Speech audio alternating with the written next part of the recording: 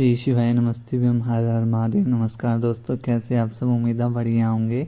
आप सबका स्वागत है मेरे यूट्यूब चैनल धार्मिक वीडियोस में। दोस्तों, पूज्य गुरु जी ने अपने कल के शिव महापुराण की कथा में सोमवार के दिन किया जाने वाला एक सफ़ेद फूल का एक ऐसा उपाय बताया है जो उन्होंने आज तक अपनी किसी भी कथा में नहीं बताया है। पूज्य गुरु जी ने कहा है, जब आपके हाथ तंग चल रहे हों, जब रुपये पैसे कहीं से प्राप्त ना हो पा रहे हो, जीवन में चारों तरफ सिर्फ और सिर्फ परेशानियां आ गई हो, उनसे बाहर निकलने का कोई रास्ता ना दिखाई दे रहा हो, तो 14 अप्रैल 2025 सोमवार के दिन कर लेना एक सफ़ेद फूल वाला उपाय। होगी हर मनोकामना पूरी, मिलेगी सभी दोषों से मुक्ति, इतना धन आएगा कि संभाले नहीं संभलेगा। माता लक्ष्मी जी और महादेव जी के आशीर्वाद से पूरे साल धन बरसता रहेगा।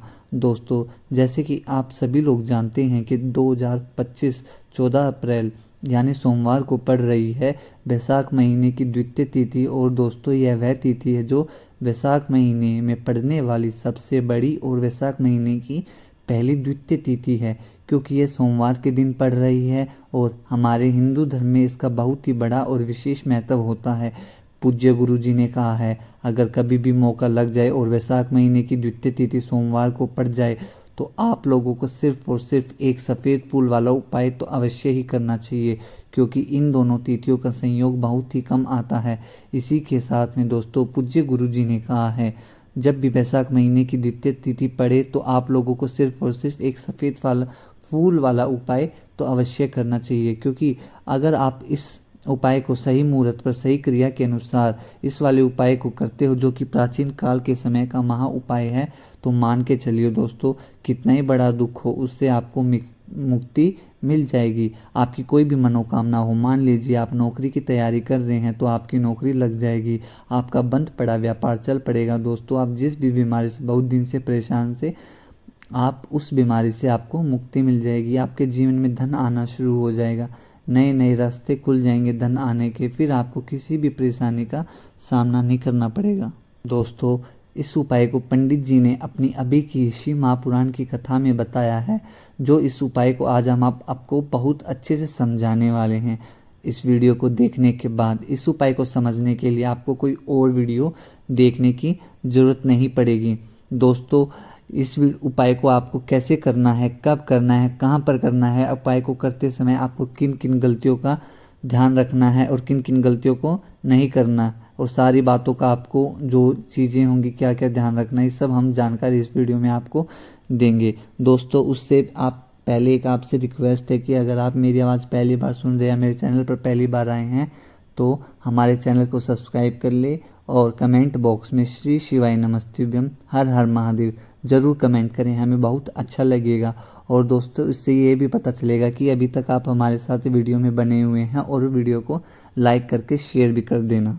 दोस्तों, यह 14 अप्रैल सोमवार द्वितीय तिथि का दिन इतना खास होता है, इतना महत्वपूर्ण होता है।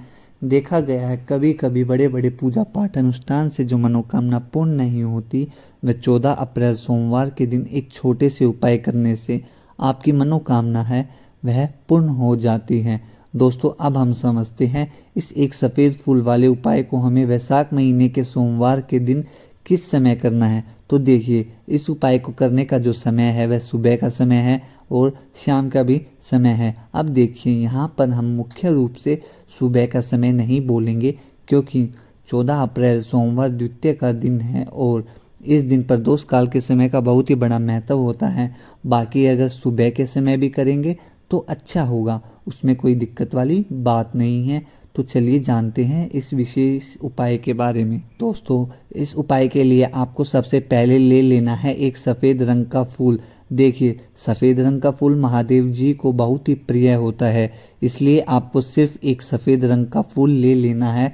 अगर आपके पास में सफ़ेद रंग का फूल नहीं है तो आप शिवलिंग के ऊपर चढ़े हुए सफ़ेद रंग के फूल को उठाकर उसे जल से शुद्ध करके आप इसका फिर से इस्तेमाल शिवलिंग पर कर सकते हैं। बस आपको ध्यान रखना है कि सफ़ेद रंग का फूल जो आप लेंगे वो केतकी का फूल नहीं होना चाहिए, और आप कोई भी सफ़ेद फूल ले सकते हैं। फिर इसी के साथ में आपको एक चावल का दाना ले लेना। चावल का दाना कहीं से भी टूटा खंडित नहीं होना चाहिए। इसी के साथ में आपको एक बेलपत्र ले लेनी है। अगर आपके पास में बेलपत्र भी नहीं है तो शिवलिंग के ऊपर चढ़ी हुई बेलपत्र को आप इसे जल की से आप इसको शुद्ध करके आप इसका फिर से शिवलिंग पर इस्तेमाल कर सकते हैं। फिर आपको सबसे आखिर में एक लोटा जल ले लेना है। लोटा आप तांबे का लेंगे और जल हमेशा की तरह आपको अपने घर के किचन से ही लेना है। अब यह सारी सामग्री लेकर आपको पहुंच जाना है शिवालय। पूज्य गुरु जी ने कहा है इस उपाय को आप शाम को प्रदोष काल में करना चाहे तो अति उत्तम रहेगा। अब देखिए, अब जो ये तीनों सामग्री आपके पास में है इनको लेकर आपको पहुंच जाना है महादेव जी के मंदिर शिवालय, और एक बेलपत्र को जो लेकर गए हो, एक चावल का दाना लेकर गए हो, और जो आपके पास में एक सफ़ेद रंग का फूल है आप जो साथ में लेकर गए हो, इन तीनों सामग्रियों को एक एक करके इसी लोटे में के जल में आपको डाल देना है। इन तीनों सामग्री को आप शिवलिंग के सामने ही इस एक लोटे के जल में डालिए। अब आपका यह एक लोटे जल का मिश्रण तैयार हो गया है। अब इस एक लोटे जल के मिश्रण को आप धीरे धीरे शिवलिंग के ऊपर समर्पित करते जाएंगे और लगातार ओम नमः शिवाय या श्री शिवाय नमस्तुभ्यम दोनों में से किसी भी मंत्र का आप स्मरण करते जाएंगे। पूज्य गुरु जी ने कहा है कि जल आपको बिल्कुल धीरे धीरे समर्पित करना है, और जल समर्पित करते हुए आपको कम से कम 108 बार इस मंत्र का आपको स्मरण जरूर कर ले। आप चाहे तो श्री शिवाय नमस्तुभ्यम का स्मरण कर ले या फिर चाहे तो ओम नमः शिवाय मंत्र का स्मरण कर ले। इसके बाद जलाधारी से जो जल बहकर कर नीचे गिर रहा है उसको थोड़ा सा आपको किसी पात्र में इकट्ठा कर लेना है। आप चाहे तो इस खाली लोटे में इस जल को इकट्ठा कर सकते हैं और महादेव जी से अमृत स्वरूप आप प्राप्त कर लेना है। देखिए, महादेव जी से बोल देना है कि हे मेरे महादेव, मेरे व्यापार में घाटा हो रहा है, मेरे जीवन में किसी प्रकार की सफलता मुझे प्राप्त नहीं हो पा रही। जो भी आपकी मनोकामना है महादेव जी आपकी मनोकामना पूर्ण कर देंगे। दोस्तों, उम्मीद है आपको उपाय समझ में आया होगा। मिलते हैं अगली वीडियो में। धन्यवाद।